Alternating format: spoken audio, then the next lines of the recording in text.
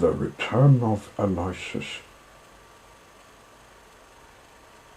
When it began to grow dark, the rat, with an air of excitement and mystery, summoned them back into the parlour, stood each of them up alongside of his little heap, and proceeded to dress them up for the coming expedition. He was very earnest and thorough going about it, and the affair took quite a long time. First, there was a belt to go round each animal, and then a sword to be stuck into each belt, and then a cutlass on the other side to balance it. Then a pair of pistols, a policeman's truncheon, several sets of handcuffs, some bandages and sticking plaster, and a flask and a sandwich case. The badger laughed good-humouredly and said, "All right, Ratty. It amuses you, and it doesn't hurt me. I'm going to do all I've got to do with this here stick." But the rat only said, "Please, Badger, you know I shouldn't like you to blame me afterwards and say I hadn't forgotten anything." When all was quite ready, the badger took a dark lantern in one paw, grasped his great stick with the other, and said, "Now then, follow me. Mo first, as I'm very pleased with him. Rat next, Toad last. And look here, Toady, don't you chatter so much as usual, or you'll be sent back as sure as fate." The Toad was so anxious not to be left out that he took up the inferior position assigned to him without a murmur, and the animals set off.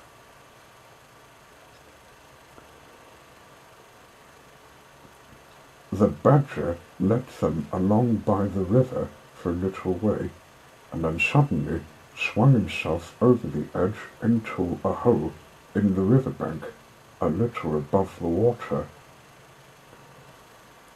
The mole and the rat followed silently, swinging themselves successfully into the hole, as they'd seen Badger do. But when it came to Toad's turn, of course he managed to slip and fall into the water with a loud splash and a squeal of alarm.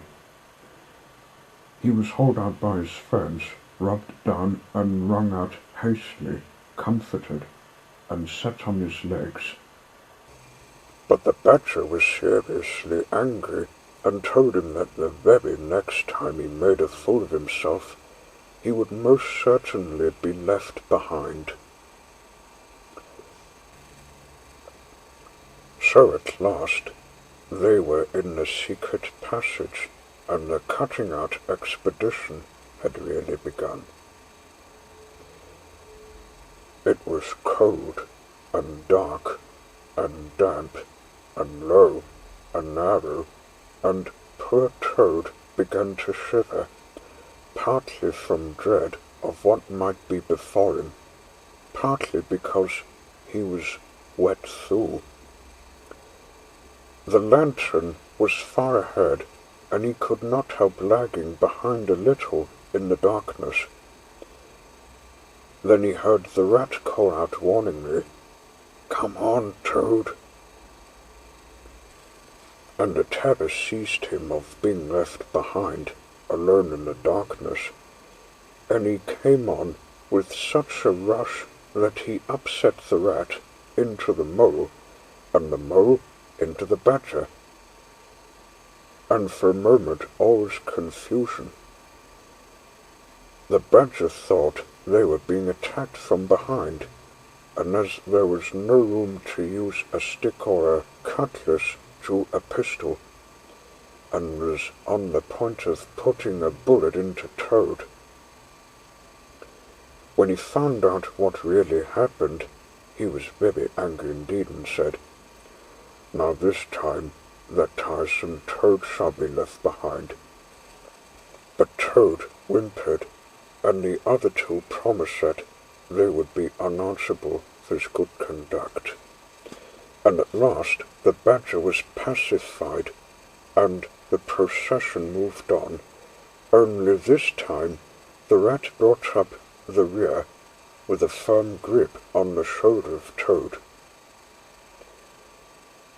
So they groped and shuffled along, with their ears pricked up, and their paws on their pistols, till at last the Badger said, "We ought by now to be pretty nearly under the hole." Then suddenly they heard, far away as it might be, and yet apparently nearly over their heads, a confused murmur of sound, as if people were shouting and cheering and stamping on the floor and hammering on tables. The Toad's nervous terrors all returned, but the Badger only remarked placidly, "They're going it, the weasels." The passage now began to slope upwards. They groped onward a little further, and then the noise broke out again, quite distinct this time, and very close above them. "Oh, hooray, hooray, hooray," they heard, and the stamping of little feet on the floor, and the clinking of glasses, and little fists pounded on the table. "What a time they're having," said the Badger. "Come on."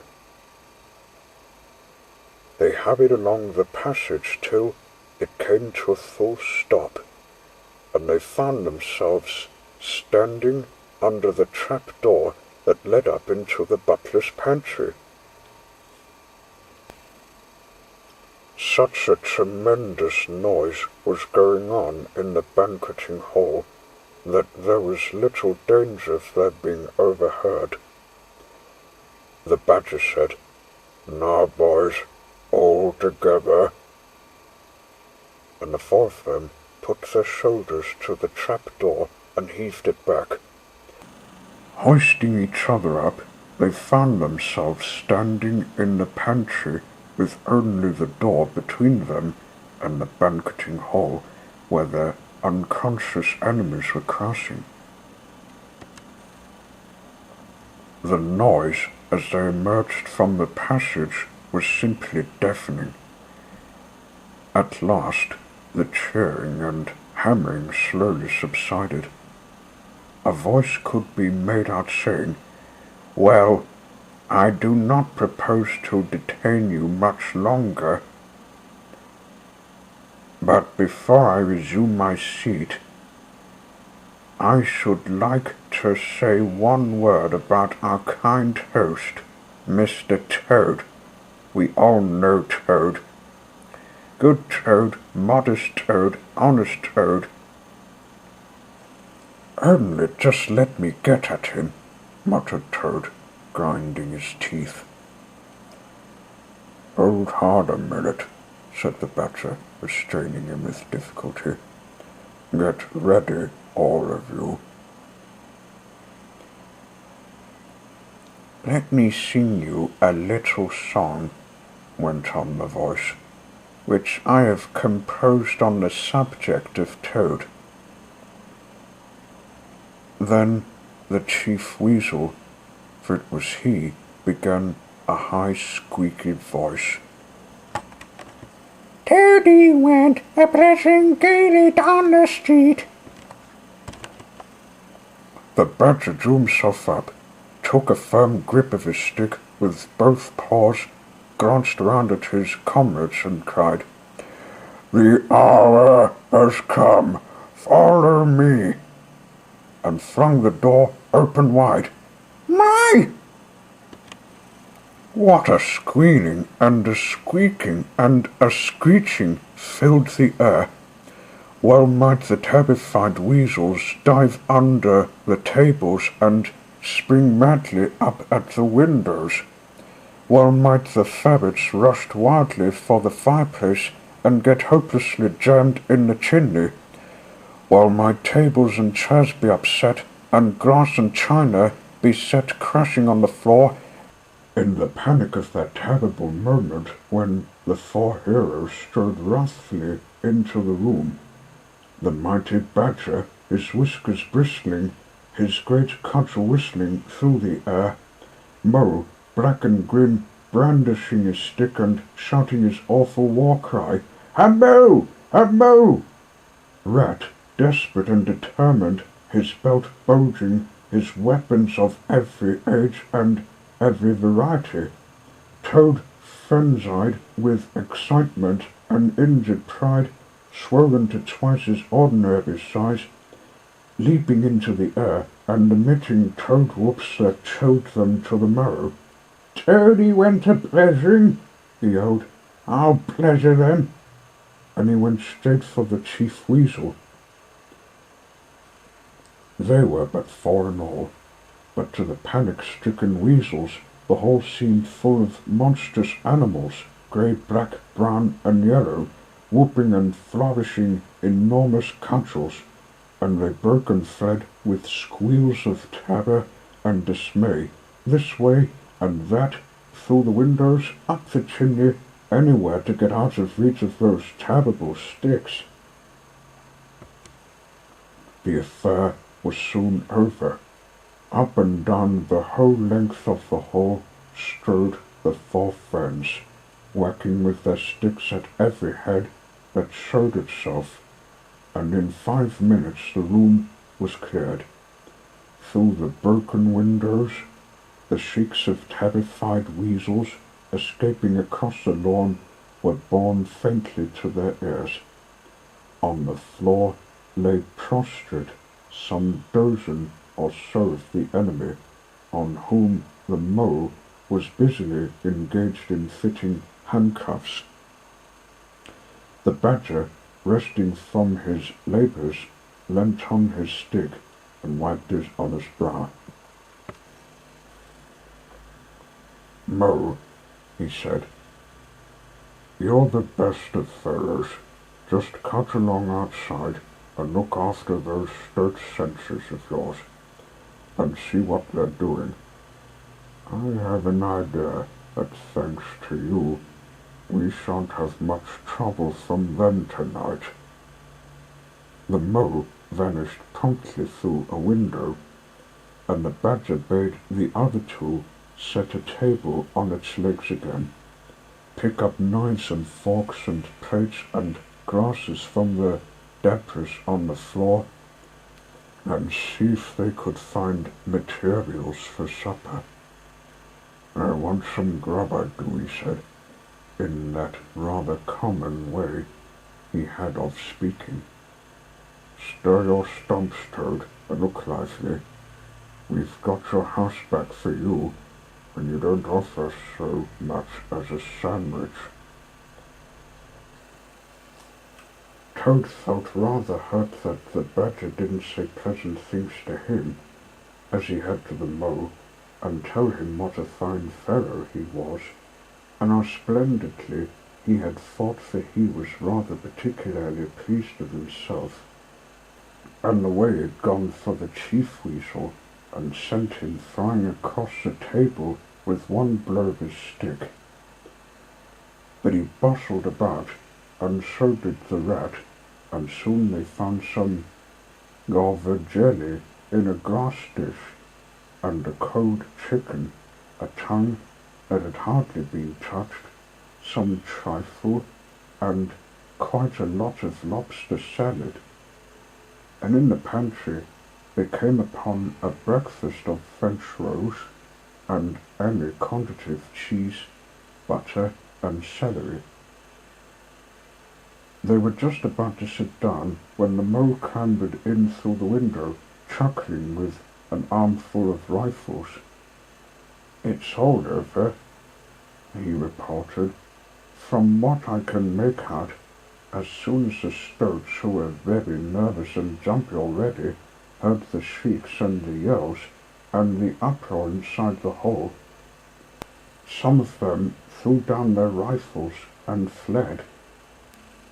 The others stood fast for a bit, but when the weasels came rushing out upon them, they thought they were betrayed, and the stoats grappled with the weasels, and the weasels fought to get away, and they wrestled and wriggled and punched each other, and rolled over and over, till most of them rolled into the river. They've all disappeared by now, one way or another, and I've got their rifles, so that's all right." "Excellent and deserving animal," said the badger, his mouth full of chicken trifle. "Now there's just one more thing I want you to do, Mo, before you sit down to your supper along with us. And I wouldn't trouble you only. I know I can trust you to see a thing done, and I wish I could say the same of everyone I know. I'd send Rat if he wasn't a poet. I want you to take those fellows on the floor there upstairs with you, and have some bedrooms cleaned out and tidied up and made really comfortable.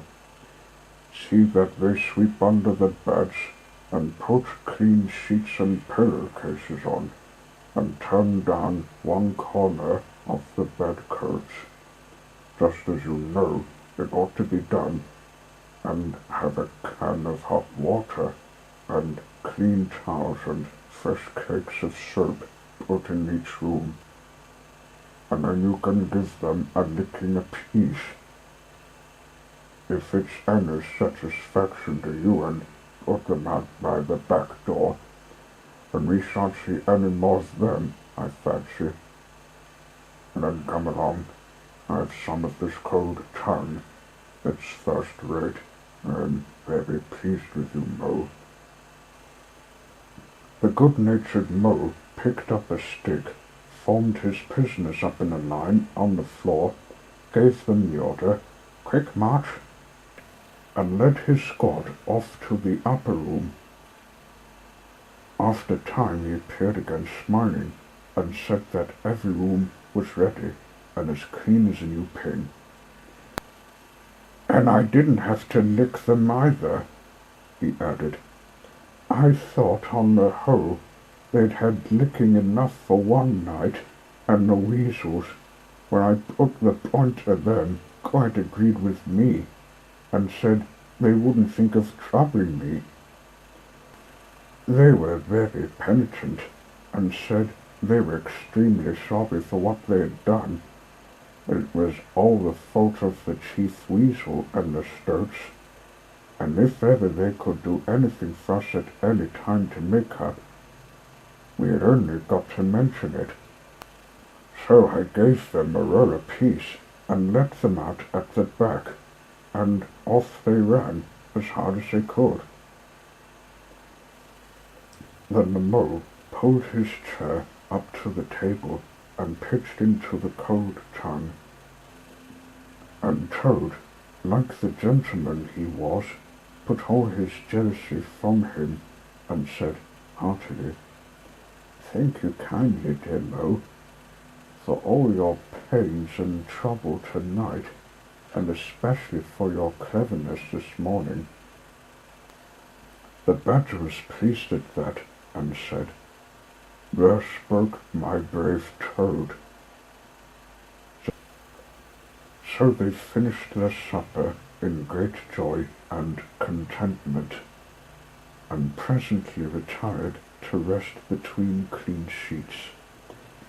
Safe in Toad's ancestral home, won back by matchless valor, consummate strategy, and the proper handling of sticks. The following morning, Toad, who had overslept himself as usual, came down to breakfast disgracefully late, and found on the table a certain quantity of eggshells, some fragments of cold and leathery toast, a coffee pot 3/4 empty, and really very little else, which did not tend to improve his temper, considering that after all it was his own house. Through the French windows of the breakfast room he could see the mole and the water rat sitting in wicker chairs out on the lawn, evidently telling each other stories, roaring with laughter, and kicking their short legs up in the air. The badger, who was in an armchair and deep in the morning paper, merrily looked up and nodded when Toad entered the room. But Toad knew his man, so he sat down and made the best breakfast he could, merrily observing to himself that he would get square with the others sooner or later. When he had finished, the badger looked up and remarked rather shortly, "I'm sorry, Toad, but I'm afraid there's a heavy morning's work in front of you. You see, we really ought to have a banquet at once to celebrate this affair. It's expected of you. In fact, it's the rule." "Oh, all right," said the Toad readily. "Anything to oblige. Though why on earth you should want to have a banquet in the morning, I cannot understand. But you know I do not live to please myself, but merely to find out what my friends want and then try and arrange it for them. You dear old badger." "Don't pretend to be stupider than you really are," replied the badger crossly, "and then chuckle and splat in your coffee while you're talking. It's not manners. What I mean is, the banquet will be at night, of course, but the invitations will have to be written and got off at once, and you've got to write them. Now sit down at that table. There's stacks of letter paper on it, with Toad Hall at the top in blue and gold, and write invitations to all our friends, and if you stick to it, we shall get them out before luncheon. And I'll bear a hand too, and take my share of the burden. I'll order the banquet." "What?" cried Toad, dismayed. "Me stop indoors and write a lot of rotten letters on a jolly morning like this, when I want to go round my property and set everything and everybody to rights, and swagger about and enjoy myself? Certainly not. I'll see you. Stop a minute, though. Why, of course, dear badger. What is my pleasure or convenience compared with that of others? You wish it done, and it shall be done. Go on, badger, order the banquet, order what you like, then join our young friends outside in their innocent mirth, oblivious of me and my cares and toils.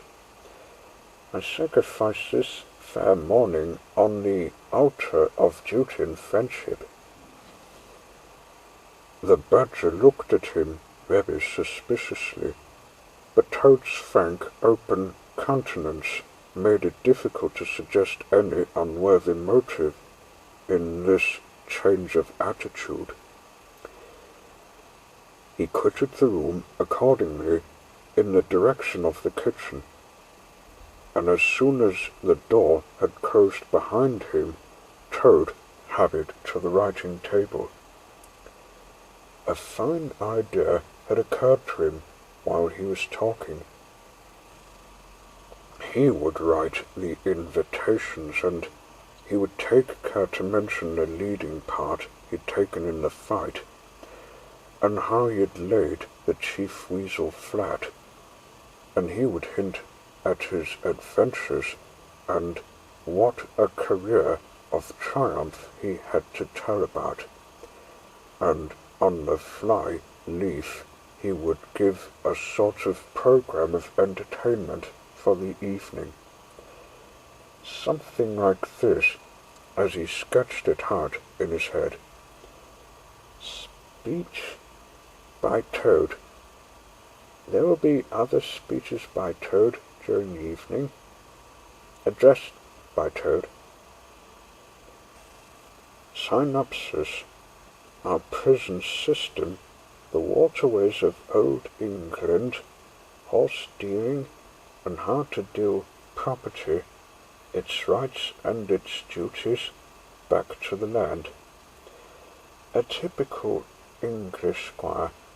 Song by Toad, composed by himself. Other compositions by Toad will be sung in the course of the evening by the composer. The idea pleased him mightily, and he worked very hard and got all the letters finished by noon, at which hour it was reported to him that there was a small and rather bedraggled weasel at the door, inquiring timidly whether he could be of any service to the gentleman. Toad swaggered out and found it was one of the prisoners of the previous evening. Very respectful and anxious to please, he patted him on the head, shoved the bundle of invitations into his paw, and told him to cut along quick and deliver them as fast as he could. And if he liked to come back again in the evening perhaps, there might be a shilling for him, or again, perhaps there mightn't. And the poor weasel seemed really quite grateful, and hurried off eagerly to do his mission. When the other animals came back to luncheon, very boisterous and breezy, after morning on the river, the mole, whose conscience had been pricking him, looked doubtfully at Toad, expecting to find him sulky or depressed. Instead, he was so uppish and inflated that the mole began to suspect something, while the rat and the badger exchanged significant glances. As soon as the meal was over, Toad thrust his paws deep into his trouser pockets, remarked casually, "Well, look after yourselves, you fellows. Ask for anything you want," and was swaggering off in the direction of the garden where he wanted to think out an idea or two for his coming speeches, when the rat caught him by the arm. Toad rather suspected what he was after, and did his best to get away, but when the badger took him firmly by the other arm, he began to see that the game was up. The two animals conducted him between them into the small smoking room that opened out of the entrance hall, shut the door, and put him into a chair. Then they both stood in front of him, while Toad sat silent and regarded them with much suspicion and ill humour. "Now, look here, Toad," said the rat, "it's about this banquet, and very sorry I am to have to speak to you like this, but we want you to understand clearly, once and for all, that there are going to be no speeches and no songs. Try and grasp the fact that on this occasion we're not arguing with you, we're just telling you." Toad saw that he was trapped. They understood him. They saw through him. They'd got ahead of him. His pleasant dream was shattered. Mayn't I sing them just one little song? He pleaded piteously.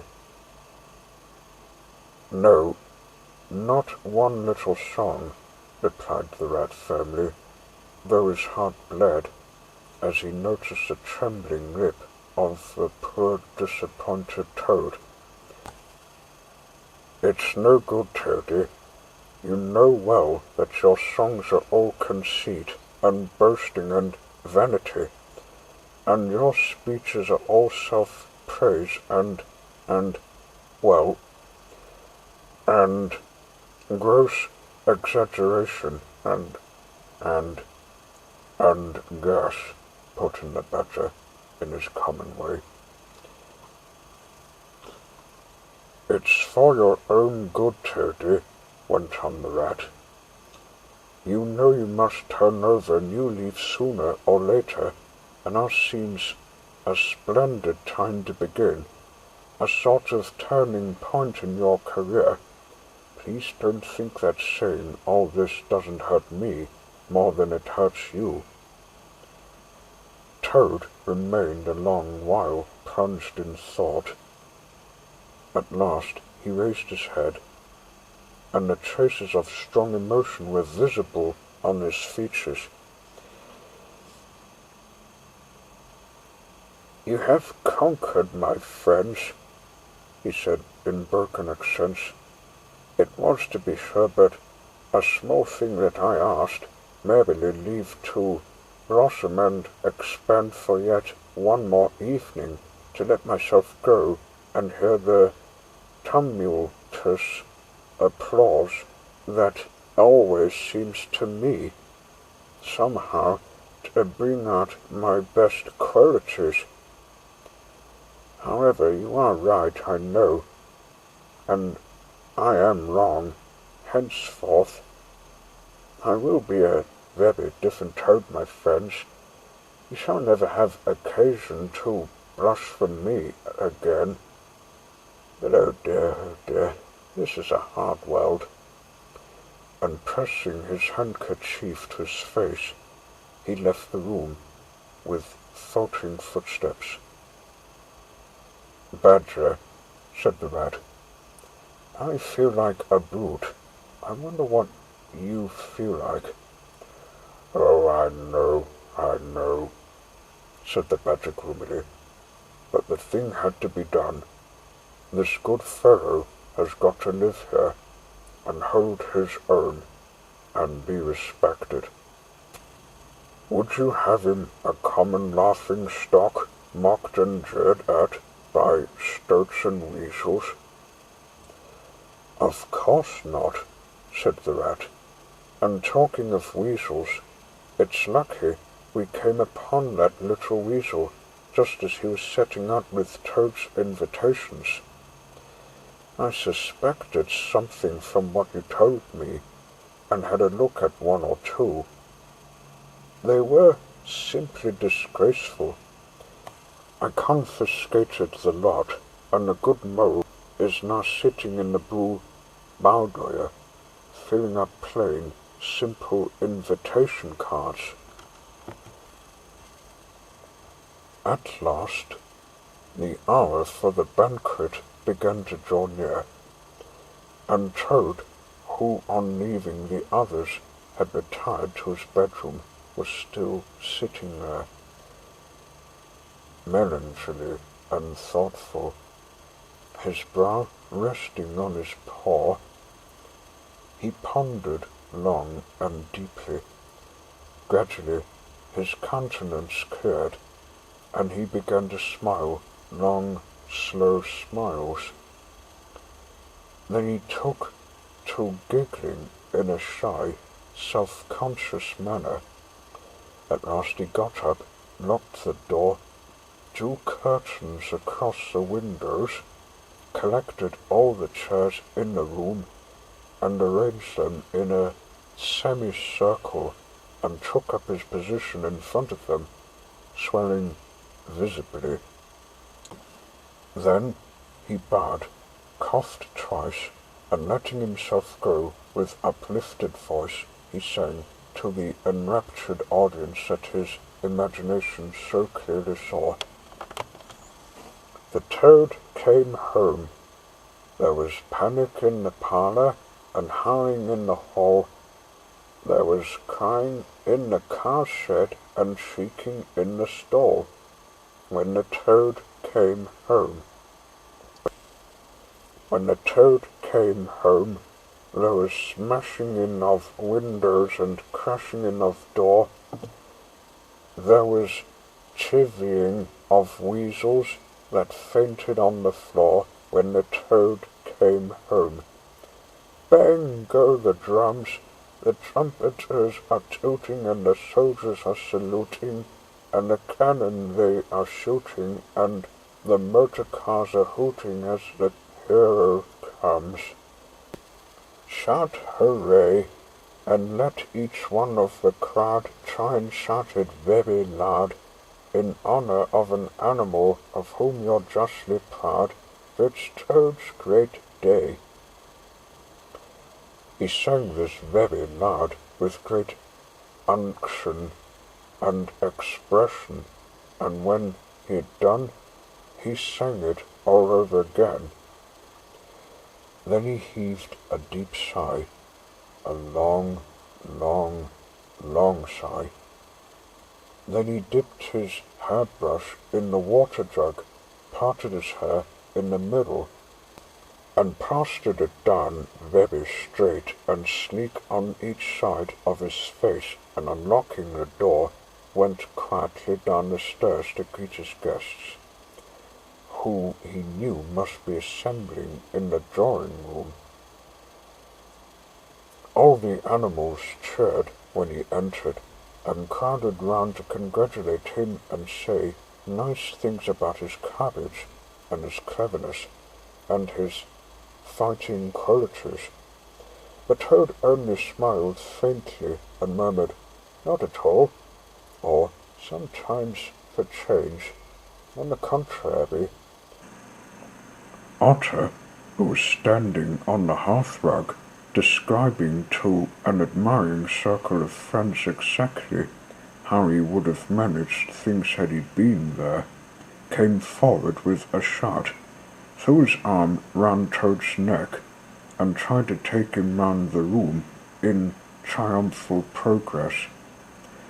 But Toad, in a mild way, was rather snubby to him, remarking gently, as he disengaged himself, "Badgers was the mastermind. The mole and the water rat bore the brunt of fighting. I merely served in the ranks and did little or nothing."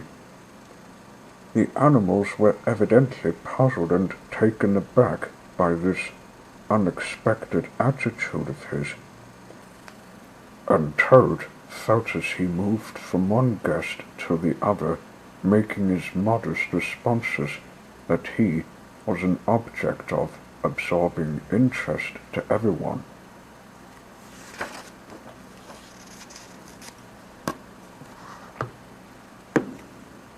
The Badger had ordered everything of the best, and the banquet was a great success. There was much talking and laughter and chaff among the animals, but through it all Toad, who of course was in the chair, looked down his nose and murmured pleasant nothings to the animals on either side of him. At intervals he stole a glance at the Badger and the Rat, and always when he looked they were staring at each other with their mouths open, and this gave him the greatest satisfaction. Some of the younger and livelier animals, as the evening wore on, got whispering to each other that things were not so amusing as they used to be in the good old days. And there was some knockings on the table and cries of, "Toad, speech, speech from Toad, song, Mr. Toad's song." But Toad only shook his head gently, raised one paw in mild protest, and by pressing delicacies on his guests, by topical small talk, and by earnest inquiries after members of their families not yet old enough to appear at social functions, managed to convey to them that this dinner was being run on strictly conventional lines. He was indeed an altered toad. After this climax, the four animals continued to lead their lives, so rudely broken in upon by civil war, in great joy and contentment, undisturbed by further risings or invasions. Toad, after due consolation of his friends, selected a handsome gold chain and locket set with pearls, which he dispatched to the jailer's daughter, with a letter that even the badge admitted to be modest, grateful, and appreciative, and the engine driver, in his turn, was promptly thanked and compensated for all his pains and trouble. Under severe compulsion from the badger, even the bargewoman was, with some trouble, sought out, and the value of a horse discreetly made good to her. Though Toad kicked terribly at this, holding himself to be an instrument of fate, sent to punish fat women with mottled arms, who couldn't tell a real gentleman when they saw one. The amount involved, it was true, was not very burdensome. The gypsy's valuation being admitted by local assessors to be approximately correct. Sometimes in the course of long summer evenings, the friends would take a stroll together in the wildwood, now successfully tamed so far as they were concerned, and it was pleasing to see how respectfully they were greeted by the inhabitants, and how the mother weasels would bring their young ones to the mouths of their holes and say, pointing, "Look, baby, there goes the great Mr. Toad, and that's the gallant water rat, a terrible fighter, walking along of him. And yonder comes the famous Mr. Mole, of whom you so often have heard your father tell." But when their infants were fractious and quite beyond control, they would quiet them by telling how, if they didn't hush them and not fret them, the terrible grey badger would up and get them. This was a base libel on Badger, who, though he cared little about society, was rather fond of children, but it never failed to have its full effect.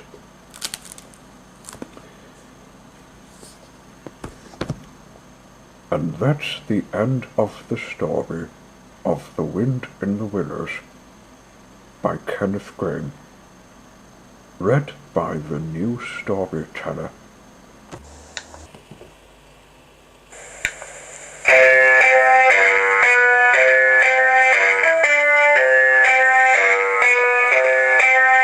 It's a life of ease on the open road, ramping where you please on the open road, here today and there tomorrow. Wave goodbye to care and sorrow. You can beg, steal, or borrow on the open road. Go and ask me how I feel about the open road. You are free to roam on the open road, though you're far from home on the open road. Never mind the wind or weather, wandering the lanes together, through the hills, trees and heather, on the open road.